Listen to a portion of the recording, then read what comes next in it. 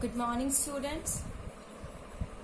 As yesterday we have solved the back exercise question answers and up to 6 question answer we have completed, and today we are having our 7th lecture of chapter Force and Pressure, and today we will solve our remaining question answer. I hope you are able to understand the question answer which we have completed on our yesterday's video. Okay, that question answer you have to be complete, or you have to be done in your fair notebook, and even I have just be attached the photos or pics of the question answers in the assignment portal. Okay, so from there you can easily get your question answers from there. Now today we will start our next question, question number 7.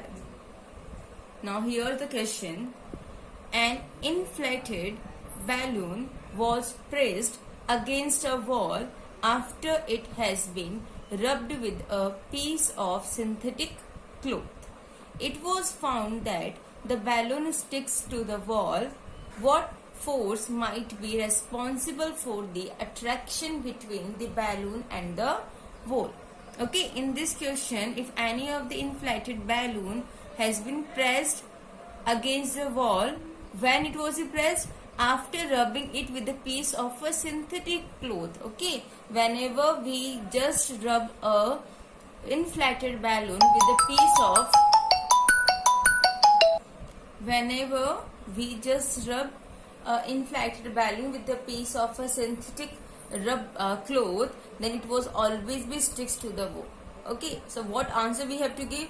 We have to be give that what force might be responsible for the attraction between the balloon and the wall. We have to write the which force is responsible. Okay, so here's the solution of question number 7. Okay, that the force responsible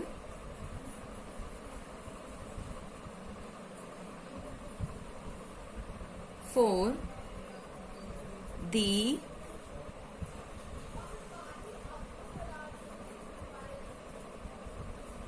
attraction between the balloon and the wall is, which force is that? Electrostatic force. Okay, on rubbing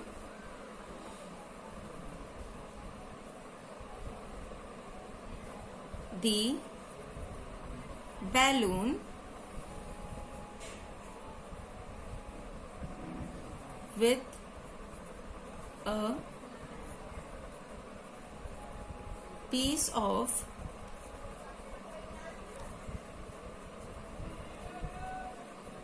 synthetic cloth, both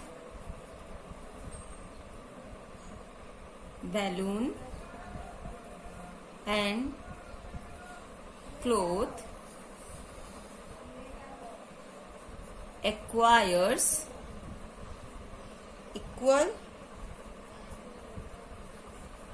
and opposite charges. Opposite charge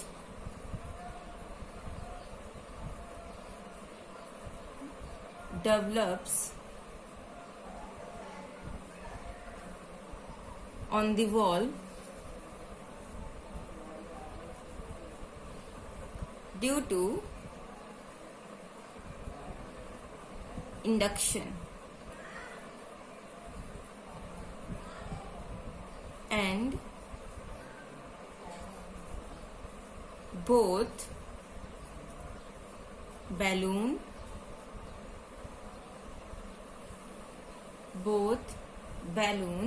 and wall get attracted to each other when balloon is pressed against the wall. Okay? Which force is responsible for the attraction between the ball and the balloon? That was your electrostatic force. Okay? When we rub on rubbing the balloon with a piece of a synthetic cloth, both balloon and cloth acquires equal and opposite charges. The charges are equal but opposite to each other. An opposite charge develops on the wall due to induction. Induction means induce the charge.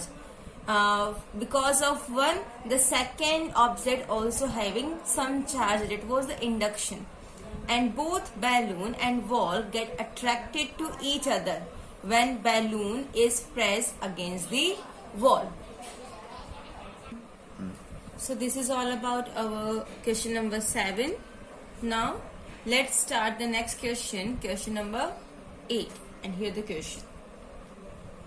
Name the forces acting on a plastic bucket containing water held above ground level in your hand.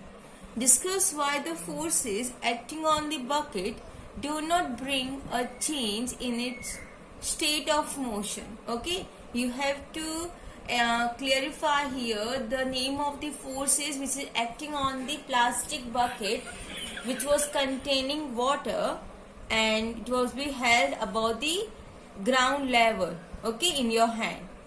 And why the force acting on the bucket do not bring a change in its state of motion, also you have to discuss about this. So the solution of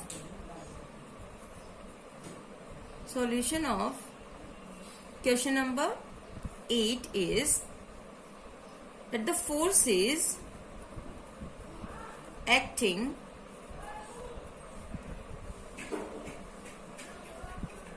on a plastic bucket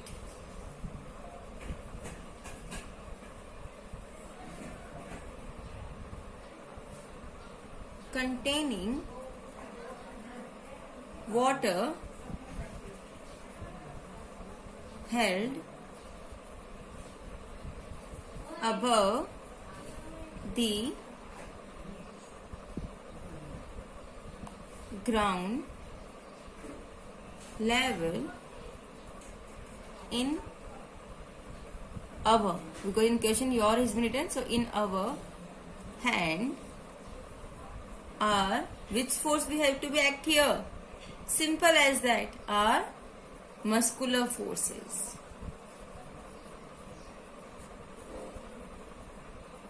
Muscular forces, and another one is gravitational forces. Okay.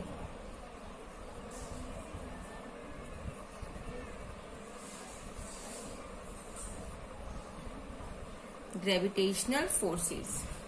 So both the forces are same in magnitude but opposite in direction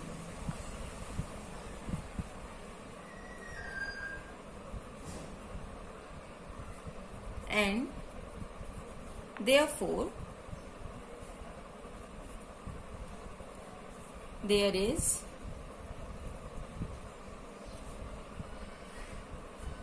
no change in state of its motion. Okay. As we are applying a forces on a bucket.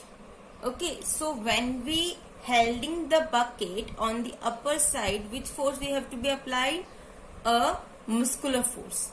And on the downside of this bucket, which force is applied? Gravitational force. So when we holding it in the upside, a muscular force is applied, and downside another force is attracting them. That was the gravitational force.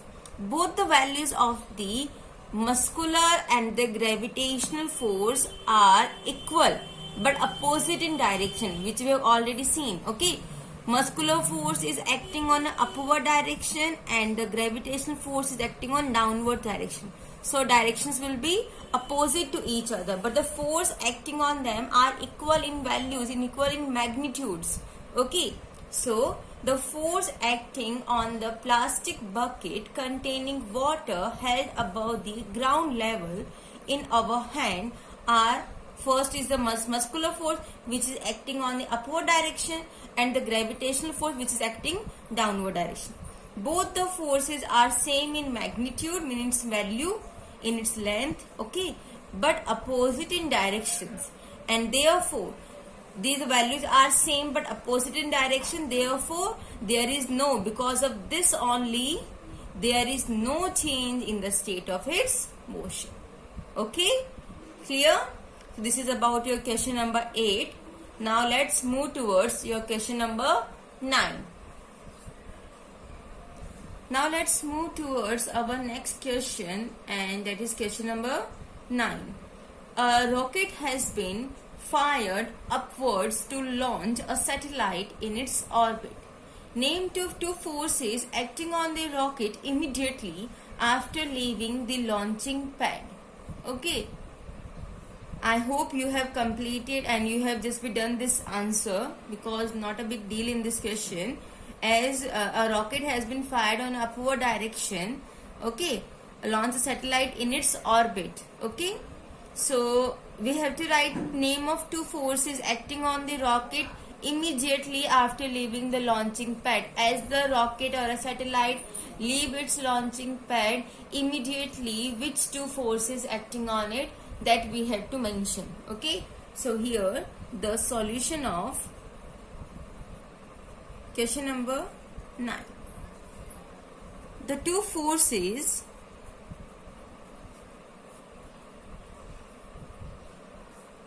acting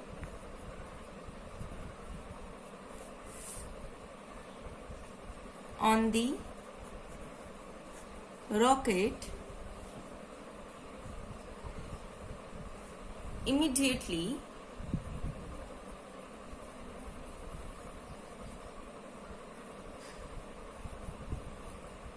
after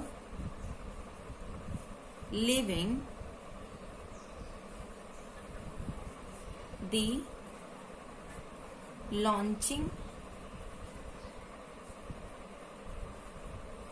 pad.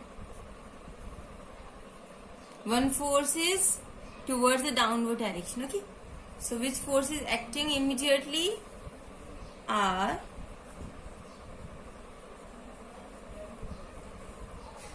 gravitational force and another one is your frictional force. The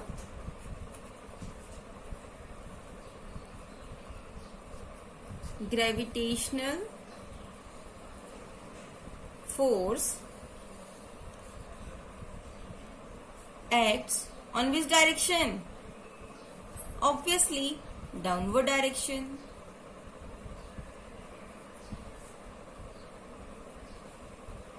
downward towards the earth and frictional force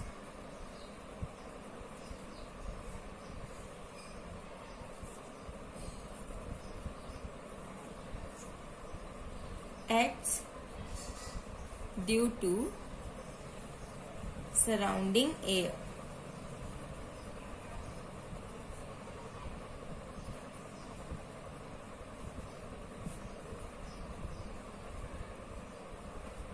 Okay, so which two forces are just be applied after immediately launching a satellite or a rocket? One is your gravitational force, another one is your frictional force. Gravitational force, as we know, it just be acts on a downward towards the earth. And the friction, as we know, when we start and the fuels or the engine start working of a satellite or a rocket, then it just be move towards the upward direction. So in the surrounding of that satellite there are air, so it opposes the air present around the present on the surrounding of that satellite. So which force is acting? A frictional force, because the air particles opposes the motion of the rocket. Okay, so the gravitational force and the frictional force acts immediately after leaving the launching pad by the rocket. Okay, so this is all about your question number 9. Okay, now move towards our next question. Okay, and here's the question number 10. When we press the bulb of a dropper with its nozzle kept in water, air in the dropper is seen to escape in the form of bubbles. Okay, once we release the pressure on the bulb, water gets filled in the dropper. The rise of water in the dropper is due to which? 4 options are there. At pressure of water, gravity of the earth, shape of rubber bulb, atmospheric pressure. Okay, so as we have just pressed the bulb of the dropper with its nozzle kept in a water, so as we just press the bulb, it just dropper has seen to escape the water in the form of bubbles. Okay, it's released the pressure and water gets filled in the dropper. So rising of a water in the dropper is due to which? Due to which, beta? 4th option, atmospheric pressure. Okay, so here's the solution of question number 10. Okay, now the rise of water in the dropper is due to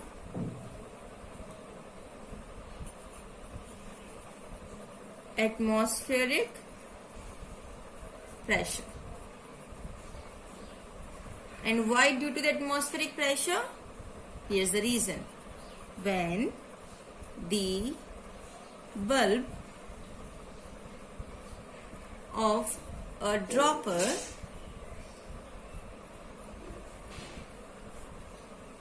is pressed, the pressure